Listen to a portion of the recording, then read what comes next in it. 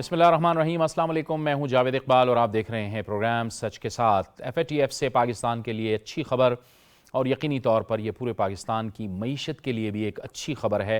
نہ صرف معیشت کے لیے بلکہ سفارتی سطح پر بھی اس خبر کو کافی پذیرائی حاصل ہو رہی ہے کہ ایف اے ٹی ایف کی جانب سے دیے گئے جو نکات تھے ان تمام نکات پر، یعنی 34 جو نکات تھے، ٹیرر فائنینسنس کے حوالے سے 27 تھے اور منی لانڈرنگ کے حوالے سے 7 پوائنٹس تھے، ان پر عمل درآمد پر جو ایکشن پلان تھے، 2 طریقے کا جو ایکشن پلان تھا اسے تسلیم کر لیا گیا ہے۔ مکمل طور پر پاکستان نے اس پر عمل درآمد کیا ہے۔ برلن میں یہ اجلاس ہوا جس میں وزیر مملکت برائے امور خارجہ ہینا ربانی کھر نے شرکت کی، اور اس کے بعد یہ خبر دی گئی، ایف اے ٹی ایف نے اس بات پر اطمینان کا اظہار کیا اور اس بات کی تصدیق کی کہ پاکستان نے ان تمام کی تمام شرائط پر عمل کر کے دکھا دیا ہے۔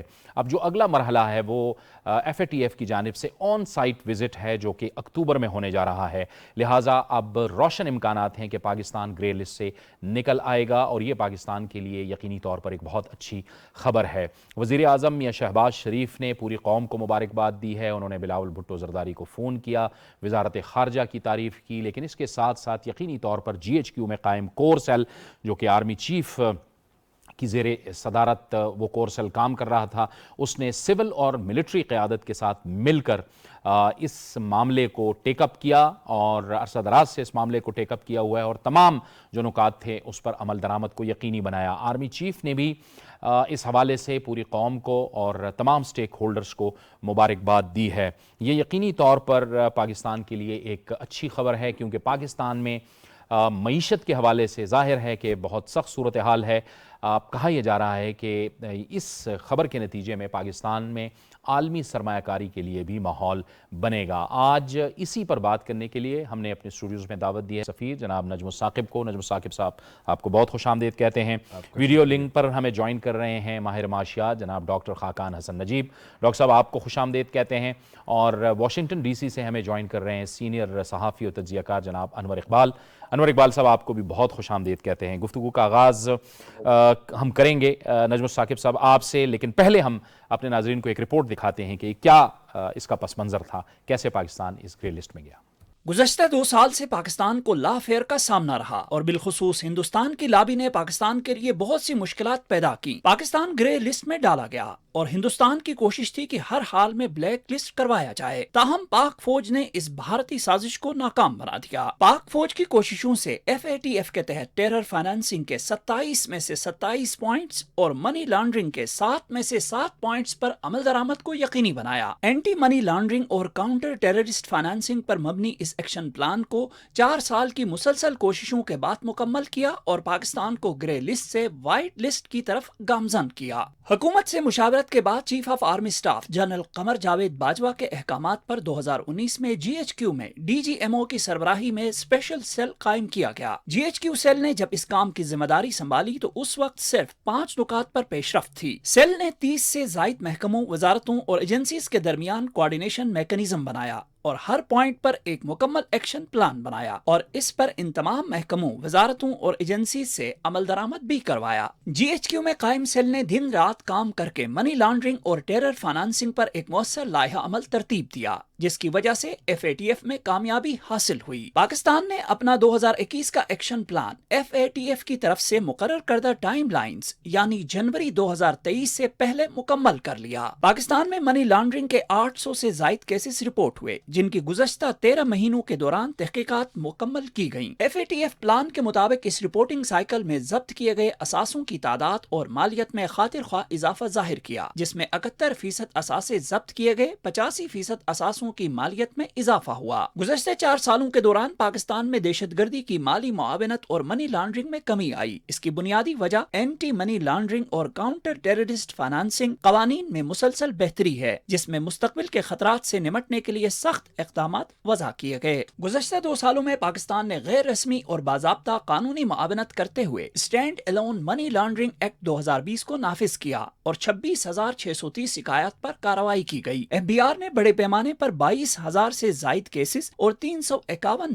मिलियन के माली जुर्माने आयद किए। FBI ने 1700 से जायद मुख्तलिफ गैर कानूनी कारोबार की ऑफ साइट निगरानी मुकम्मल की और साथ ही साथ रियल एस्टेट सेक्टर को भी कानून के दायरे में लाया। Securities and exchange commission of Pakistan ने भी इन्फोर्समेंट एक्शन मुकम्मल कर लिए। Securities and exchange commission of Pakistan ने 1,46,697 केसेस का जायजा लिया और 2,388 मिलियन रुपए के जुर्माने आयद किए। मनी लॉन्ड्रिंग की तहकीकात में गुज़श्ता एक साल के दौरान 123% इजाफा हुआ। वफाकी और सूबाई हुकाम की जानिब से दहशतगर्दी की माली मुआवनत और टारगेटेड फाइनेंशियल सैंक्शंस के लिए जामे लाया अमल दिया। रिपोर्ट आपने देखी और अब हम गुफ्तगू करेंगे। नजमुल साकिब साहब, सबसे पहले तो ये बताइए मुख्तसरन कि एक तो ये black list, grey list, white list क्या है और ये कितनी अहम खबर है पाकिस्तान के लिए? देखिए, इसके लिए आपको जानना पड़ेगा कि फैटफ है क्या, और उसके बाद हम बात करते हैं कि उसकी जो 3 लिस्टों का जिक्र होता है वो क्या बला है। ये शुरू में जब बनी तो इसको ड्रग ट्रैफिकिंग के लिए, ह्यूमन ट्रैफिकिंग के लिए, उसके बाद मनी लॉन्ड्रिंग के लिए इसको बनाया गया कि दुनिया में कहीं भी ये 3 जो बलाएं हैं इनको किस तरह से रोका जाए, क्योंकि इसका एक मुल्क तक जो है वो नहीं रहता ताल्लुक, ये फैलती है चीज़। फिर यूँ हुआ कि 2001 के बाद जब हालात जो हैं वो टेररिज्म की तरफ गए तो 3 इसमें पहलू और शामिल हुए, ठीक, जिसमें एक यानी आपने जिक्र किया टेरर फाइनेंसिंग का, उसमें प्रोलिफरेशन का भी जिक्र है कि वो जो न्यूक्लियर हिसाब किताब है उनके बारे में देखा जाए, ख़ास तौर पे टेरर फाइनेंसिंग पे, मनी लॉन्ड्रिंग पे और ये। अच्छा, अब ये 38 ममालिक हैं इस वक्त, 38 ममालिक हैं और अगर आप इनको देखें ये कौन कौन से हैं तो आपको लगेगा कि ये भारी अक्सरियत से ये मगरबी जो हमारे ममालिक हैं उसमें मौजूद है। मिसाल के तौर पे 28 से ज़्यादा जो हैं वो तो सिर्फ अगर आप देख लें तो जितने यूरोप, वेस्टर्न यूरोप की कंट्रीज़ हैं वो इसमें मौजूद हैं। इसके बाद यूनाइटेड स्टेट्स है, ऑस्ट्रेलिया है, न्यूजीलैंड है, सिंगापुर है, साउथ कोरिया और वो सारे लोग जो कि इत्तेहादी हैं मगरब के। अब ये है कि इसको ये ब्लैक लिस्ट और ये ग्रे लिस्ट जो है, ग्रे लिस्ट ये है कि जिसको फैटफ बड़ी माइन्यूटली मॉनिटर करती है उन कंट्रीज को, कि ये बिल्कुल उस थ्रेशोल्ड पे हैं, उस तहलीज पे हैं कि इन पे अब एक्शन होगा। और एक्शन कब होता है? जब वो ब्लैक लिस्ट में होते हैं। एज वी स्पीक अभी जो यानी बात हुई है कल ही, जो यानी बर्लिन में जो रिपोर्ट आई है, मार्कस प्लेयर्स हैं इसके, मार्कस प्लेयर्स जर्मनी के जो इसके हैं यानी प्रेसिडेंट, और वो अभी जो प्रेसिडेंसी है वो सिंगापुर को जा रही है। उन्होंने ये कहा है कि यानी उनकी रिपोर्ट में लिखा है कि 2 कंट्रीज हैं जो इस वक्त ब्लैक लिस्ट में, बिल्कुल, एक ईरान है और एक नॉर्थ कोरिया। अच्छा, अब पिछले कई बरसों से, खासतौर पे 4 सालों से जब से ये चल रहा है पाकिस्तान के खिलाफ, तो उसमें कुछ हमारे जो डिट्रैक्टर्स हैं, हमारे जो दुश्मन हैं, उनका ये ख्याल था कि शायद इसको सियासी तौर पे इस्तेमाल करके तो पाकिस्तान को ग्रे से ब्लैक लिस्ट में डाल देंगे ताकि इन पे एक्शन हो। और एक्शन क्या होता है? सिंपल अल्फाज में मैं आपको बताता हूँ, एक्शन का मतलब है कि उन पे सैंक्शंस लगती है। जब आप ग्रे लिस्ट पे होते हैं तो उस वक्त आपको एक टाइम फ्रेम दिया जाता है, हर कंट्री को एक टाइम फ्रेम दिया जाता है कि इस टाइम फ्रेम में आपने फलां लॉज प्रोमलगेट करने हैं, बनाने हैं, और फिर उनकी इम्प्लीमेंटेशन इस तरह से करनी है कि उसके एविडेंसेस जो हैं वो फैटफ को मुयस्सर हो। ठीक, अच्छा, अब यह है कि अगर आप ये टाइम से नहीं कर सकते तो चांस है कि आपको वो थोड़ा सा टाइम और दे देंगे। बिल्कुल ठीक। लेकिन एक टाइम आएगा कि वो कहेंगे कि जी बस अब हो गई, आप ना लॉज बना रहे हैं। इस सिलसिले में, टेरर फाइनेंसिंग के सिलसिले में जो पाकिस्तान को सबसे बड़ी मुसीबत पड़ी, जिसको कि हम स्ट्रेटेजिक यानी कंडीशन कहते हैं, वो ये था कि कुछ नेम्ड बॉडीज ऐसी थी टेररिस्ट और कुछ अननेम्ड बॉडीज थी जिनको कहा गया जी कि इनको आप अपने तसल्लुत में लाए। भाई कैसे लेके आए? लेकिन ये पिछले 1 बरस में अगर आप देखें तो उसमें ऐसी कोशिशें पाकिस्तान ने की, उसमें हमारे सियासी, हमारे ये जो हैं सिफारती, हमारे फौजी, हमारा फॉरेन ऑफिस, ये सब इदारों ने मिलके एक कोऑर्डिनेशन के साथ ऐसा किया है कि आज जब हम बात कर रहे हैं तो खुशखबरी ये है, खुशखबरी ये नहीं है कि हम निकल गए हैं फैटफ से, खुशखबरी ये है कि हमने अहदाफ पूरे कर लिए हैं। और अब अक्टूबर में उन्होंने ایک آن سائٹ کا مطلب یہ ہوا جس کا آپ نے ذکر کیا ہے کہ ادھر سے ایک ٹیم آئے گی ٹھیک ہے، اور وہ باقاعدہ طور پہ دیکھے گی کہ یہ جو کچھ کاغذوں میں بتایا گیا ہے بالکل ٹھیک ہے، کیا یہ واقعتاً موجود ہے کہ نہیں، ٹھیک۔ اور اگر ان کی تسلی ہو جاتی ہے جو کہ میرے خیال میں ان کی اب ہونی چاہیے تو آپ گرے لسٹ سے وائٹ لسٹ میں آئیں گے. وائٹ لسٹ میں آنے کا مطلب ہے کہ بہار آ جائے گی اور گرمی میں یوں سمجھیے کہ موسلا دھار بارش ہوگی. ٹھیک ہے ڈاکٹر خاقان صاحب، آپ بتائیے کہ معاشی طور پہ ہم اس کو کیسے لیں؟ کیا مطلب ہے پاکستان کے لیے معاشی طور پہ کہ جب ہم اس لسٹ سے نکلتے ہیں؟ بسم اللہ الرحمن الرحیم. جاوید بھائی، it's always a pleasure to be on Pakistan television. دیکھیے کہ ایک تو ہمیں یہ دنیا کو بتانا ہے کہ ہم نے صرف ایک لسٹ نہیں پوری کی، 27 ایکشنز پہ مبنی پروگرام ہمیں 2018 میں فیٹف نے دیا.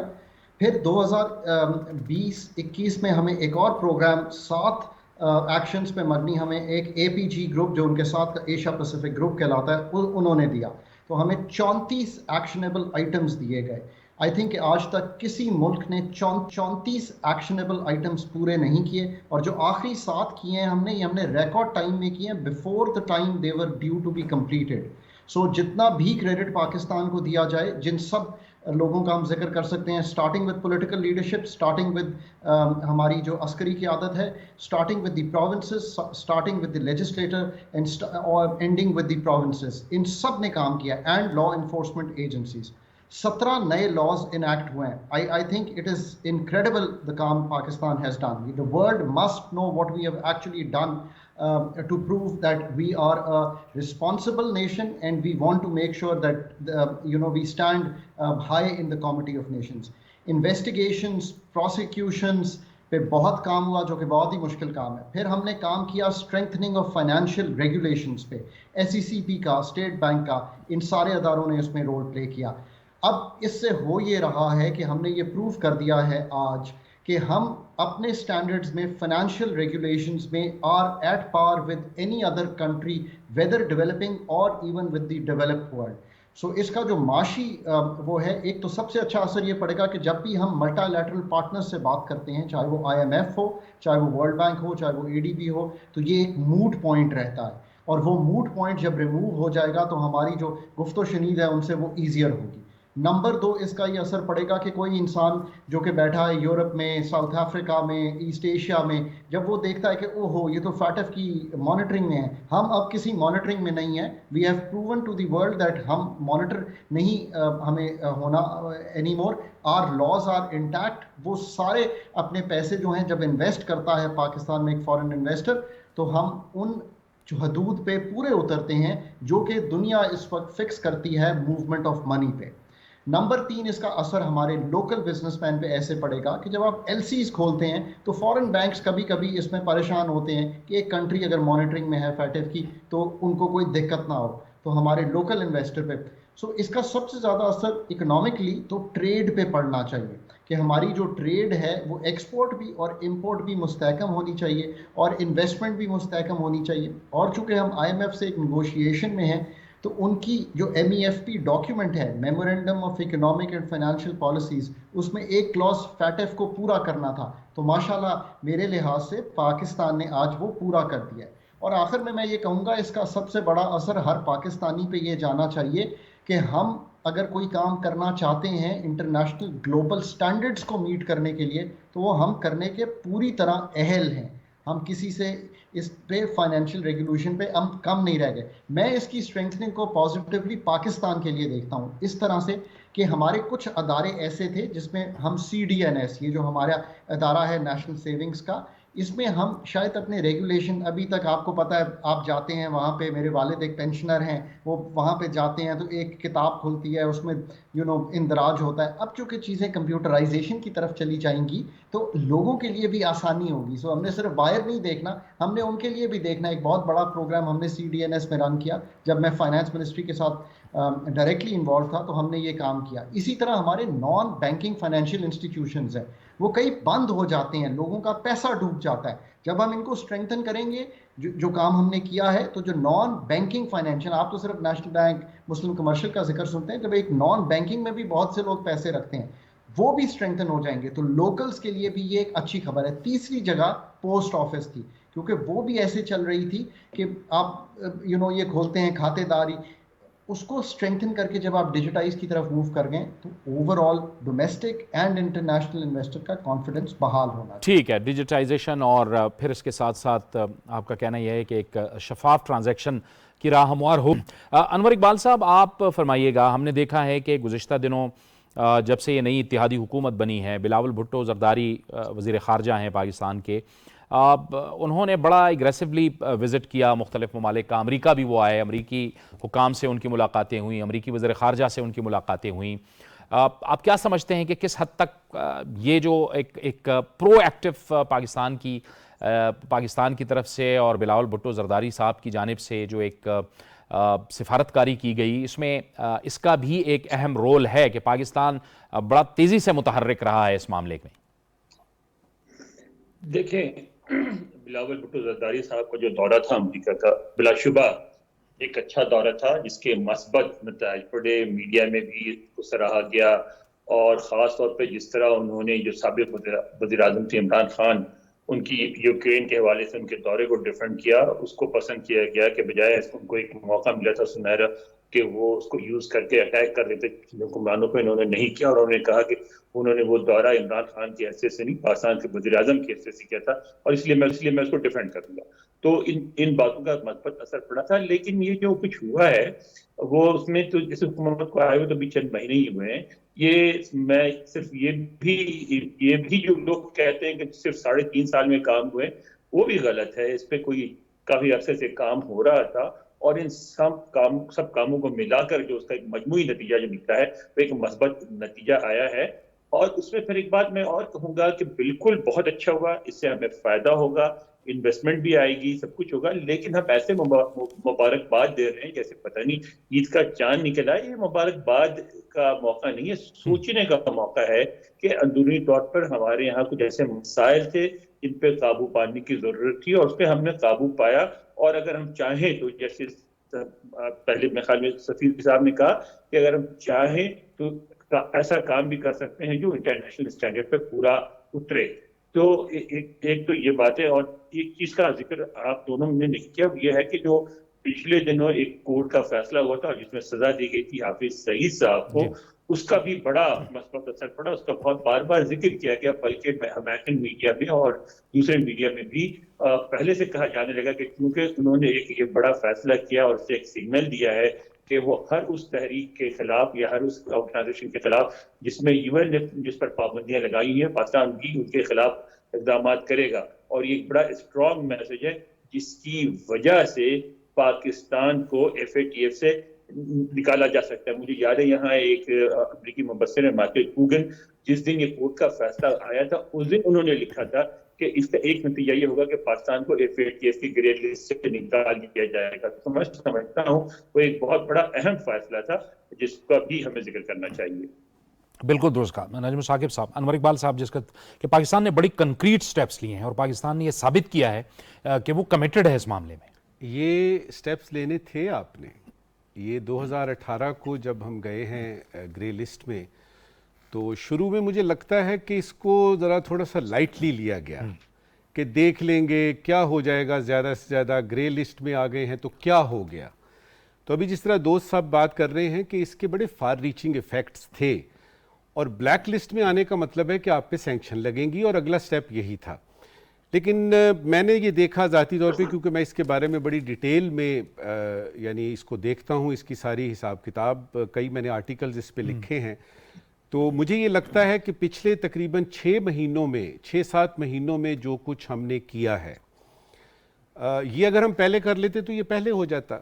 اب سوال یہاں پہ یہ پیدا ہوتا ہے کہ آپ اگر گرے لسٹ سے نکل آتے ہیں جاوید، تو کیا یہ ساری زندگی کے لیے نکل گئے ہیں آپ؟ ایسا نہیں ہے. آپ اس گرے لسٹ سے اللہ کرے گا انشاءاللہ تعالی، جس طرح کے شواہد نظر آ رہے ہیں، ہم اس گرے لسٹ سے نکلیں گے، ہم وائٹ میں آئیں گے. لیکن یہ جو سورڈ آف ڈیموکریسی ہے نا، یہ جو تلوار لٹک رہی ہے ہمارے اوپر، یہ نہیں ہٹے گی کبھی. اس لیے بڑا ضروری ہے کہ آپ جو آپ کے مجوزہ قوانین ہیں، جس حساب کتاب سے آپ نے पैसे को इस्तेमाल करना है अपने मुल्क में या अपने मुल्क से बाहर, जिसको कि मनी लॉन्ड्रिंग कहा जाता है, कि आप इधर से पैसे हुंडी हवाला फलाना करके और फिर वो पैसा जो है वो अगर टेररिज्म के यानी उसके बढ़ावे में पेश आए तो उस पे दुनिया के कान खड़े होते हैं। अब इसमें करना ये है कि जो आपने कवानीन बना लिए उस पर आपने इम्प्लीमेंटेशन कर ली, ये 34 या 37 जो भी थे, ये 2 एक्शन प्लान थे, ये आपने पूरे कर लिए। इसमें भी मैं आपको बताऊंगा कि अगर आप गौर से पढ़ें उनकी रिपोर्ट में तो ये पूरे की पूरी कंप्लायंस हमारी नहीं है। कहीं पे लिखा हुआ है पार्शली कंप्लायंट, कहीं पे लिखा हुआ है सब्सटेंशियली कंप्लायंट। इसी वजह से ये जो ऑन साइट विजिट है ये आके यहाँ पे एक फाइनल रिपोर्ट देगा। अब इसमें एक सवाल यहाँ पे पैदा होता है कि जो पिछली दफा हमने किया अक्टूबर 2021 में जिस तरह हुआ तो उस वक्त तो बड़े खौफनाक सूरत हाल थी, हमें लग रहा था कि हम उस पे आ जाएंगे। क्या ऐसा हुआ है?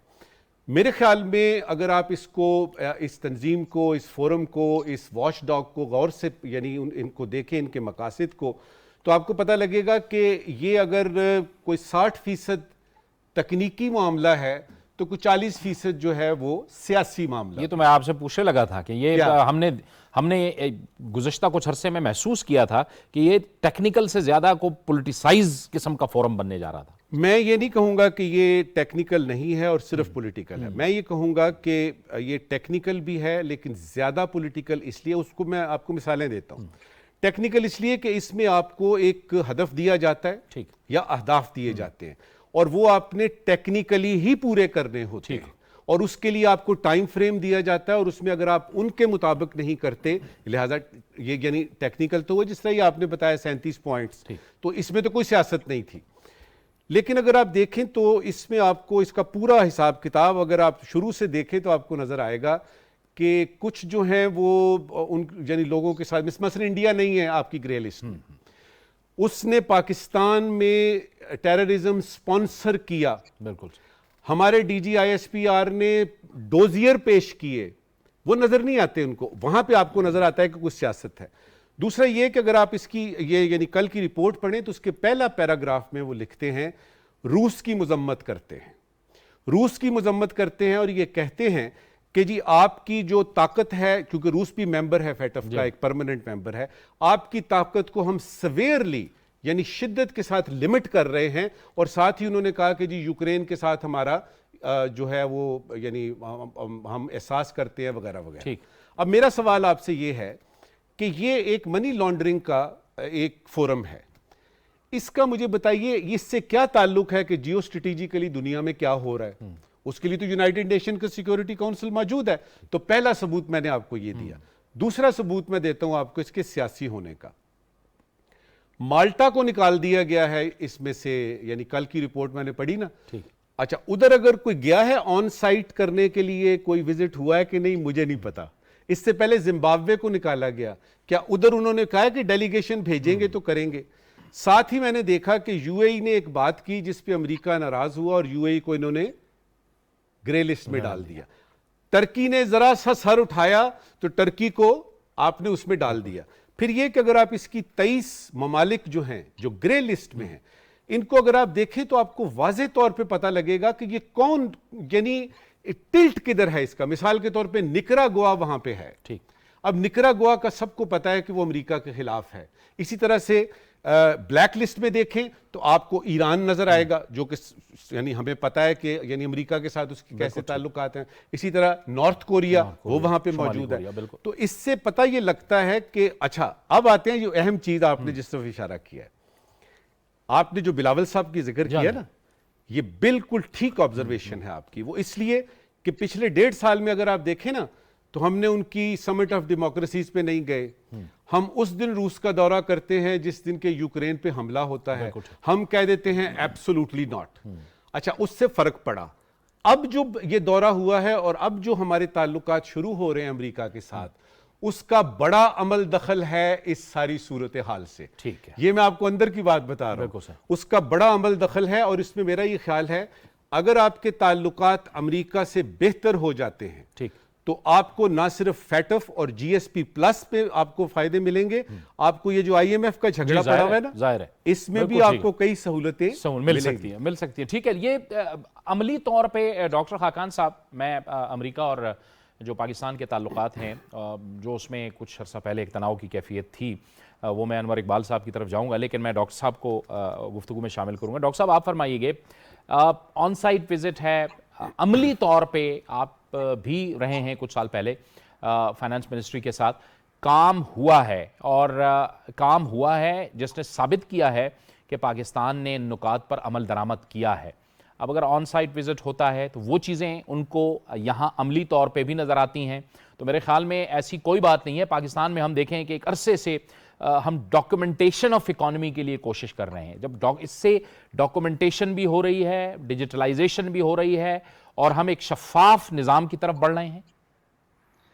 جاوید بھائی بالکل صحیح کہہ رہے ہیں آپ، پر میں ہمیشہ یہ کہتا ہوں کہ پہلے ہم اپنا کام صحیح کر لیں، چاہے وہ IMF ہو اور چاہے وہ FATF ہو، پھر ہم باقی بات جو ہے کہ ممالک سے ہم نے کیا بات کرنی ہے اور کنویسنگ کیسے کرنی ہے، ان دونوں FATF میں بھی میں پاکستان کے لیے پیرس تک جاتا رہا ہوں وزیر خزانہ کے ساتھ، اور IMF میں تو بہت زیادہ۔ دیکھیں پہلے تو یہ کہ اگر آپ اپنے 34 جو ایکشنیبل پوائنٹس ہیں اس پہ اگر آپ پورے اتر رہے ہیں نا، تو آپ نے اپنے امتحان کی تیاری ٹھیک کر لی ہے، تو پھر آپ اپنا جو وائوا ہے، یعنی کہ جو آپ کی گفت و شنید ہے اور ڈپلومیسی ہے، پھر اس کا کام کرتے ہیں۔ سو اس میں بالکل یہ جو آخری کچھ چیزیں تھیں ایسی تھیں جو ڈیفیکلٹ تھیں، پر وہ ہو گئی ہیں پچھلے 6 ماہ میں، دیٹ ہیز ہیلپ۔ پر اس میں کوئی شک کی گنجائش نہیں ہے کہ it has helped us in a way also. میں تو کانسپریسیز نہیں ڈھونڈتا، میں تو یہ کہتا ہوں کہ کیا CDNS کو اسٹرینگتھن کرنا تھا؟ بالکل کرنا تھا۔ کیا نان بینکنگ سیکٹر کو کرنا تھا؟ بالکل کرنا تھا۔ کیا فائنینشیل ریگولیشن اسٹرینگتھن کرنے چاہیے؟ ہمیں خود بھی آگے بھی کرنے چاہیے، اپنے لیے کرنے چاہیے۔ تو میں نے ان 27 پوائنٹس کا جائزہ لیا ہے، میں نے اگلے 7 پوائنٹس بھی پڑھے ہیں بڑے غور سے۔ ان میں کوئی ایسی نیگیٹو چیز نہیں ہے کہ ہم کہیں گے جی یہ تو ہمارے ملک کے لیے اچھا نہیں ہے، یہ ہم کیوں کر رہے ہیں۔ Largely they are points which have helped us. اب بالکل بات یہ درست ہے کہ سب پہ ہم 100% کوئی بھی ملک ہو نہیں کر سکتا، میں یہ نہیں کہہ رہا کہ پاکستان نہیں کر سکتا۔ سو دیر آر لٹل گیپس جو ہر چیز میں رہ جاتے ہیں۔ آپ ایگزام میں اگر ہائی ڈسٹنکشن لینا چاہیں تو آپ 90% اسکور کر لیں تو ہائی ڈسٹنکشن آ جائے گی۔ اب میں کہوں کہ اگر 10 پوائنٹس آپ کے رہ گئے تھے تو دیٹ ڈزنٹ مین کہ آپ نے سبجیکٹ کو ماسٹر نہیں کر لیا، تو اس کو اس طرح سوچنا چاہیے۔ These are largely compliant، ہم we are above 95% compliant on them۔ ایک آدھا ایسا ہے جس میں کچھ چیز رہتی ہوگی، وہ بھی compliance ہو جائے گی۔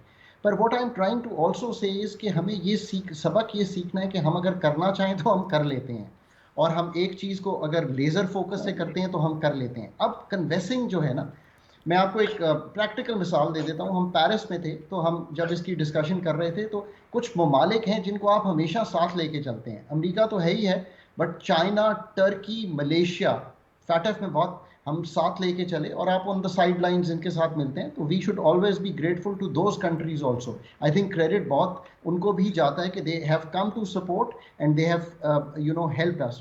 چاہے ٹرکی اب خود گرے میں چلا گیا ہو، but there was a time جب نیگوشیشنز میں ہم ان کو کرتے تھے۔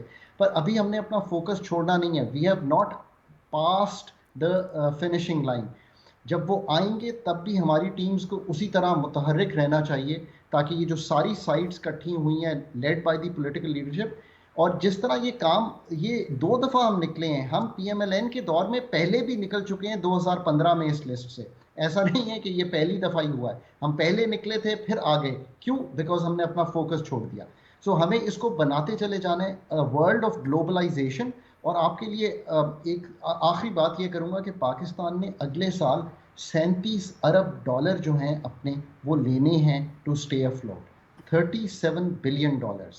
یہ 37 بلین ڈالرز اس ٹائم پہ ہیں جب فائنینشیل مارکیٹس مشکل ہو رہی ہیں، فیڈ نے اپنا ریٹ انکریز کیا ہے۔ تو یہ جو چیز ہے یہ اس میں بھی ہیلپ فل ہوگی کہ پاکستان کو ایک ترہ امتیاز ہے کہ پاکستان از فلی کمپلائنٹ۔ جی انور اقبال صاحب، آپ فرمائیے گا کہ جیسے آپ نے پہلے بھی فرمایا اپنے پہلے کامنٹ میں کہ یہ چیزیں ایسی تھیں کہ جو ہمارے لیے اپنے لیے بھی بہت ضروری ہیں، ملک میں نظام شفاف نظام کو چلانے کے لیے، اور پھر ہم نے اتنے اقدامات کیے دہشت گردی کے خلاف۔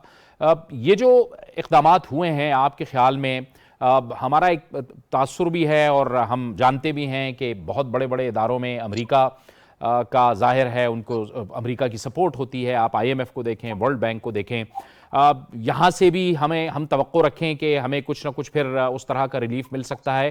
اور اسی تناظر میں آپ پاکستان امریکہ تعلقات کو کس طرح دیکھتے ہیں، جو پچھلے تھوڑے سے عرصے میں ہم نے دیکھا کہ ایک تناؤ کسی کیفیت پیدا ہوئی تھی جب سابق حکومت نے یورپ کے حوالے سے بھی بات کی اور امریکہ کے حوالے سے بھی بات کی؟ ایک میں آپ کو چھوٹا سا آج صبح کا واقعہ بتاؤ. ہمارے ایک دوست نے کسی سے گاڑی خریدی، اسٹوڈنٹ سے، اور وہ پرانی گاڑی تھی $5,500 کی. اس کو پے کرتے ہوئے وہ کیش لے کے گئے. تو اس نے کہا میں کیش نہیں لوں گا. اس نے کہا کیوں؟ کہنے لگا اس لیے کہ یہ جو کیش ہے یہ میں اس کو جسٹیفائی کیسے کروں گا، میرے اکاؤنٹ میں کہاں سے گیا، بینک بھی پوچھے گا، IRS بھی میرے پیچھے پڑ جائے گی. تو آپ مجھے چیک دیں، وہ مجھے سوٹ کرتا ہے. تو اس طرح کی جو ڈاکومنٹیشن آف اکانومی ہے نا، وہ ہمارے ہاں نہیں ہے. ہمارے ہاں کیش میں پیمنٹس ہوتی ہے. تو اس طرح کی ڈاکومنٹیشن جو ہے نا، اوروں کے علاوہ خود ہمارے لیے بہت مفید ہے. ٹھیک ہے. اب آپ نے جو بات کی امریکہ کی، میں ایک بات بتاؤں، میں سیاسی طور پہ ایک صحافی کی حیثیت سے میں نیوٹرل رہنے کی کوشش کرتا ہوں. آپ کو میری آواز آ رہی ہے؟ جی بالکل آ رہی ہے، فرمائیے. اچھا، کوشش کرتا ہوں. لیکن جو پچھلی حکومت نے جو کچھ کیا، وہ کیبل گیٹ کر کے، اور ڈونلڈ لو کا جو وہ تھا جو میسج تھا، اس کو لے کے، اس سے ہم پاک امریکہ تعلقات کو بہت نقصان پہنچا ہے. میں ان لوگوں سے ملا ہوں دونوں طرف، یعنی پاکستانی بھی اور امریکی بھی، جو اس لنچ میں شریک تھے. یہ گفتگو لنچ میں ہوئی تھی. لنچ اور ڈنر اس طرح کی، اس میں نجم ثاقب صاحب مجھ سے بہتر جانتے ہیں کہ اس میں یہ ایک ایسے مواقع ہوتے ہیں جس میں جو سفارتکار بہت ساری ایسی باتیں کہہ دیتے ہیں جو فارمل میٹنگ میں نہیں کہہ سکتے، کیونکہ یہ انفارمل میٹنگ ہوتی ہے اور سمجھا جاتا ہے کہ اس میں کہی گئی ہر بات جو ہے اس کی وہ حکومت ذمہ دار نہیں ہے، وہ اس کے ذاتی خیالات سمجھے جاتے ہیں. یہ ایک طریقہ ہے. آپ نے اس میں گفتگو کی گئی اور اس کو آپ نے اتنا بڑا ایشو بنا دیا. تو میں سمجھتا ہوں موجودہ حکومت میں آنے کے بعد جو ایک وجہ تبدیلی آئی ہے، جس کا امریکہ پاک امریکہ تعلقات میں مثبت اثر پڑے گا، وہ یہ ہے اس ایشو کا دبایا جانا اور وضاحت حکومت کی طرف سے بھی اور افغان پاکستان کی طرف سے بھی، کہ ہم سمجھتے ہیں کہ اس میں کوئی کانسپریسی نہیں تھی. ایک لنچن میٹنگ تھی جس میں یہ ساری گفتگو ہوئی. اور دیکھیں، میں یہاں ان سے جو بھی ملتا ہوں آف دا ریکارڈ بریفنگ میں، even on the record briefing میں، جو نیوز بریفنگ ہوتی ہے اسٹیٹ ڈپارٹمنٹ، وہاں بھی آپ دیکھیں، اس سے صاف پتہ لگتا ہے کہ اس واقعے نے امریکی سفارتکاروں کو بہت ہرٹ کیا ہے. اور وہ پاکستان سے وہ کہتے ہیں دیکھیں بھائی، آپ تو ان چند ترقی پذیر ملکوں سے ہیں جن کے یہاں ڈپلومیسی بڑی مستحکم ہے، آپ کے یہاں ایک روایت ہے، آپ کے یہاں ٹریننگ انسٹیٹیوٹ ہیں، آپ کے لوگ یہاں آتے ہیں، ہماری یونیورسٹیز میں پڑھتے ہیں. تو آپ نے یہ کیا کیا؟ آپ نے ایک چیز کو اٹھا کے آؤٹ آف کنٹیکسٹ کوٹ کر کے ایک ایشو بنا دیا. تو میں سمجھتا ہوں کہ جو ایک محتاط رویہ اختیار کیا ہے سول حکومت نے بھی اور فوجی حکام نے بھی، اس کا بالکل پاک امریکہ تعلقات پہ بھی اثر پڑے گا. اور جس کا نتیجہ ایک آپ دیکھیں گے کہ آپ کو جو بین الاقوامی مالیاتی ادارے ہیں ان سے گفتگو میں بھی آسانی ہوگی. امریکہ بھی آپ کی طرف تھوڑا نرم رویہ اختیار کرے گا، امریکی حلیف بھی تھوڑا نرم رویہ اختیار کریں گے. اور طریقہ بھی یہ ڈپلومیسی اسی طرح کی جاتی ہے. ڈپلومیسی اس طرح نہیں ہوتی کہ آپ اٹیک کر دیتے ہیں کسی ملک پہ، یا جیسے ہمارے یہاں کچھ لوگ کہتے ہیں اچھا FATF نہ کرے گی، ہمیں بلیک لسٹ کر دے، کیا ہوگا، ہمیں کیوں حکم دیتے ہیں؟ بھائی وہ آپ کو حکم نہیں دیتے. ایک انٹرنیشنل فائنینشیل سسٹم ہے، آپ اس کا حصہ ہے. آپ کو یہ نہیں کہتے کہ ہم آپ پہ حملہ کر دیں گے یا بم مار دیں گے. کہتے ہیں اگر آپ کو ہماری شرائط پسند نہیں ہے تو آپ انٹرنیشنل فائنینشیل سسٹم سے نکل جائیں. جو ہم نکلنا افورڈ نہیں کر سکتے تو ہماری مجبوری ہے، ہمیں شرائط پوری کرنی پڑتے ہیں. اسی طرح امریکہ ایک سپر پاور ہے. امریکہ سے تعلقات بگاڑنے کے اب کچھ مضمرات ہیں. پاکستان اس کو سمجھتا ہے، پاکستان تعلقات بگاڑنا نہیں چاہتا. ایون چین آپ دیکھیں بہت سارے معاملات میں ایک حد تک آگے جاتا ہے، اس کے بعد ریٹریٹ کر جاتا ہے، کیونکہ وہ یہ سمجھتے ہیں کہ امریکہ سے ایک حد تک ہی ناراضگی مول لی جا سکتی ہے. لیکن ہمارے ہاں آپ دیکھیں، اب اس وقت ہمارے ہاں PTI کے حامیوں نے ایک کمپین چلایا ہوا ہے اور سب کو وہ شیم آن یو ڈونلڈ یو، اور اس پہ جلد سے جلوس کر رہے ہیں. ٹیکسس میں ہو رہا ہے، دوسری ریاستوں میں ہو رہا ہے. میں نہیں سمجھتا ہوں کہ کہاں کی عقل مندی ہے یہ. جی نجم ثاقب صاحب، وہی بات جو آپ بھی بارہا کہتے رہے ہیں کہ ہم کی مشکل صورتحال کا سامنا پڑتا ہے. آپ جیسے ایمبیسڈرز کو جب آپ باہر ہوتے ہیں، جب آپ اس قسم کی باتیں کر رہے ہوتے ہیں، انفارمل میٹنگز، پھر لوگ آپ سے کتراتے ہیں، لوگ ملاقاتیں نہیں کرتے اور ایک بہت بڑا ایک خلا آ جاتا ہے. دیکھیے، یہ آج بہت سارے لوگوں کو یہ شاید شبہ ہے کہ یہ جو مراسلہ آیا تھا یہ امریکی کسی ڈونلڈ لو کا تھا. میں ایک دفعہ پھر سے وضاحت کر دوں کہ یہ ہمارے اپنے سفیر تھے پاکستانی سفیر ان کا نام اسد مجید ہے. انہوں نے ایک روٹین کا میسج دیا تھا. ایک سیکنڈ انٹرپٹ کروں, اور لکھنے والے بھی پاکستانی تھے.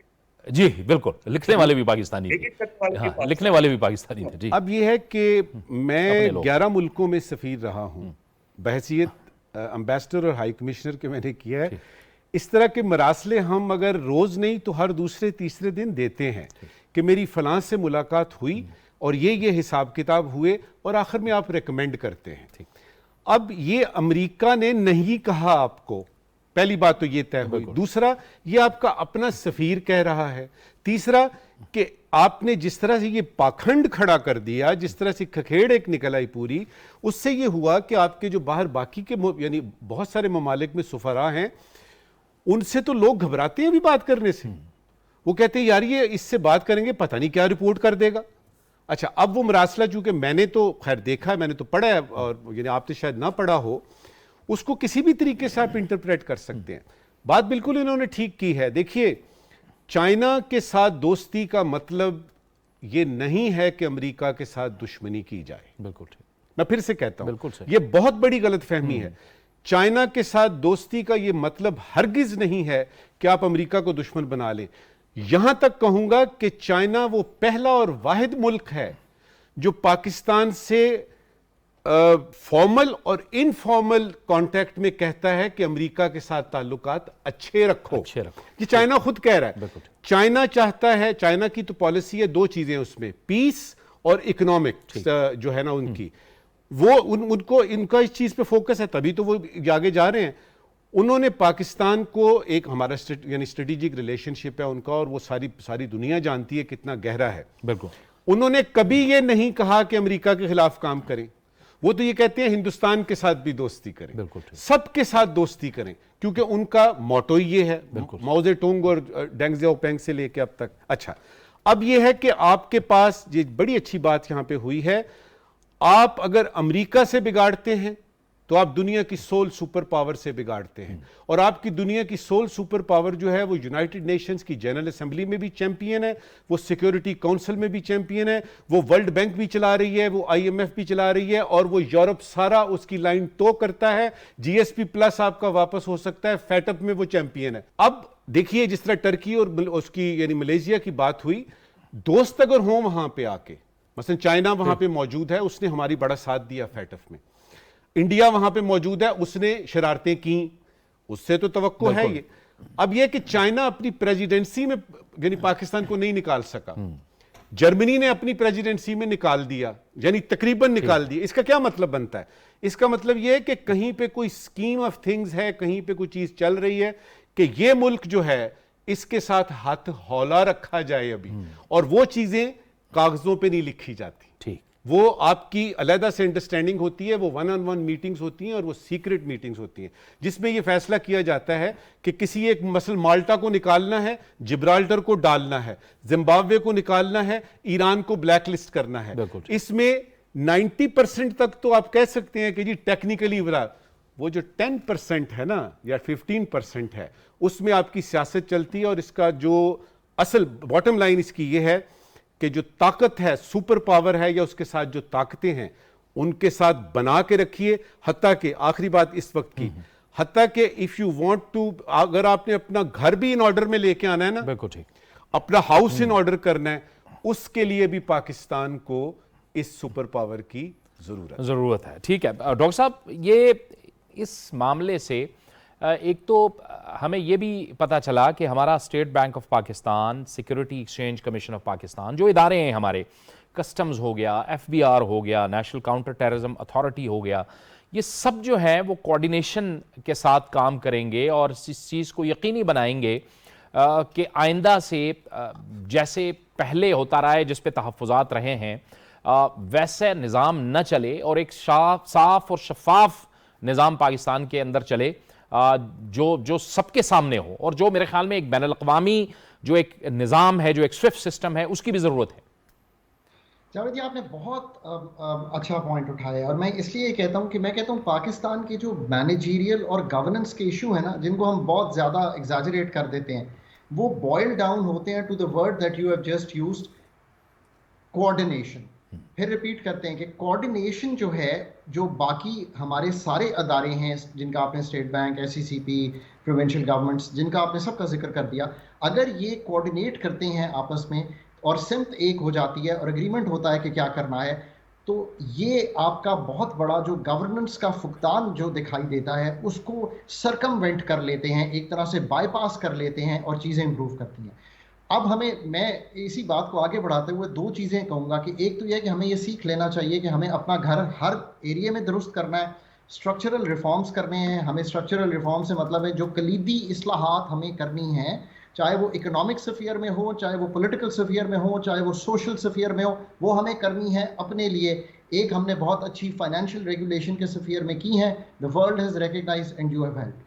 میں اپنی اگر اس گفتگو کو ایک اور بڑا کلیدی دیکھیں، ابھی ورلڈ کو ہمیں کس طرح دیکھنا ہے، میں اکنامک لینس سے دیکھتا ہوں۔ میرے دوستوں نے بہت اچھی گفتگو کی ہے فرام دی سفارتی لینس، میں اکنامک لینس سے کس طرح دیکھتا ہوں، وہ میں اس طرح دیکھتا ہوں۔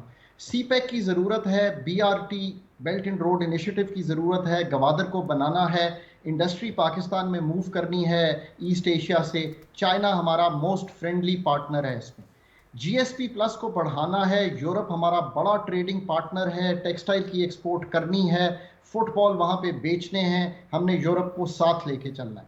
امریکہ ہمارا بہت بڑا ٹریڈنگ پارٹنر ہے، چائنا کے بعد انویسٹمنٹ پارٹنر ہے، ادھر ہم نے اپنا آئی ایم ایف لے کے چلنا ہے، ہم نے ورلڈ بینک سے لانگ ٹرم لونز لینے ہیں جو ہمارے ہائیڈرو میں جائیں گے، سولر میں جائیں گے، ونڈ میں جائیں گے، تو ہم نے امریکہ کو اپنے ساتھ لے کے چلنا ہے۔